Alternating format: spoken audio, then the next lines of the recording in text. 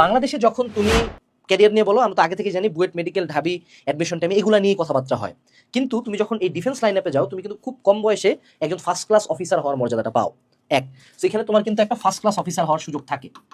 দেন তোমার এখানে রেশনের সুবিধা থাকে, তোমার এখানে ক্যান্টনমেন্টের থাকার, ওখানে বাংলো, ওদের বাড়ি, ওদের গাড়ি, ওদের একটা ডিফারেন্ট লাইফস্টাইলই থাকে। হ্যাঁ, ওই সবুজ কালারের গাড়ি, স্টার বসানো, এগুলো আসলে একটা ডিফারেন্ট ভাইব, যেগুলো অ্যাকচুয়ালি টিপিক্যাল বাঙালি কখনো এক্সপ্লোর করেও নাই, করতেও চায় না। এবং দেখা যায় যে এই যে তারপর তাদের প্লট পায় অনেকে, তাদের এখানে বিভিন্ন রকম অসংখ্য সুযোগ আছে।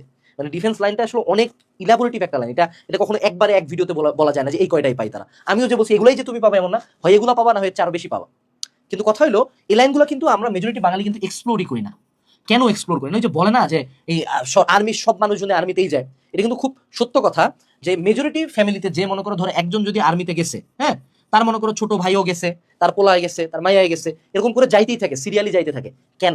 এটা রিজনটা হলো যে তারা ওই ফ্লোটা ধরতে পারে।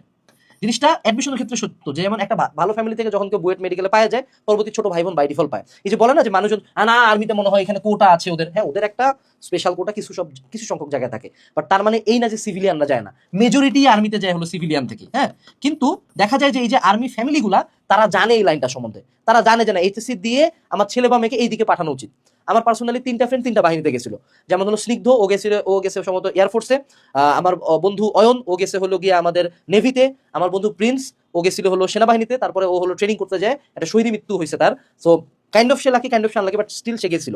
সো আমার খুব ক্লোজ সার্কেলের এই মানুষজনগুলো কিন্তু এই ক্যারিয়ার অ্যাসপেক্টে গেছে এবং দে আর ইস্টাবলিশ। তাদের কিন্তু এক্সট্রা করে কিছুই করতে হয় না, জাস্ট একটা কঠিন প্রোটোকল পার করতে হয় যদিও, বাট স্টিল তারা চলে গেছে এই জায়গায়। এবং এই প্রোটোকল পার করার পরে তাদের লাইফ কিন্তু খুবই স্মুথলি যায়। এবং হ্যাঁ, একটা স্টোরি আছে, আমার তৎকালীন এক গার্লফ্রেন্ডকে একটা মনে হয় আর্মির একটা ছেলে বলছিল যে তোমার বয়ফ্রেন্ড যতদিনে হলো ঝুলে ঝুলে টিউশনি করাবে, ততদিন আমি হলো ফার্স্ট ক্লাস অফিসারে যাবে। সত্য কথা, সে হয়েও গেছে, আমি এখনো ইউটিউবার হয়ে আছি। সো আমি এখানে হাম্বল হবই। আচ্ছা, এখন দেখো, সো তোমার হলো এই ক্যারিয়ার অ্যাসপেক্ট গুলা এক্সপ্লোর করতে হবে। এখন এমনই না যে এইচএসসি দিয়েই যাইতে হবে। অনেকে আছে ভার্সিটি লেভেল থেকে যায়, অনেকে আছে ভার্সিটি পাস করার পরে যায়। এখানে একটা বয়স লিমিট থাকে, অ্যাপ্লাই করার একটা বয়স লিমিট থাকে। তুমি যদি বয়স লিমিটের মধ্যে পড়ো, তুমি অ্যাপ্লাই করতে পারবা। তুমি আর্মি, নেভি, বিমান বাহিনী সার্কুলার গুলো দেখতে পারলেই পারবা।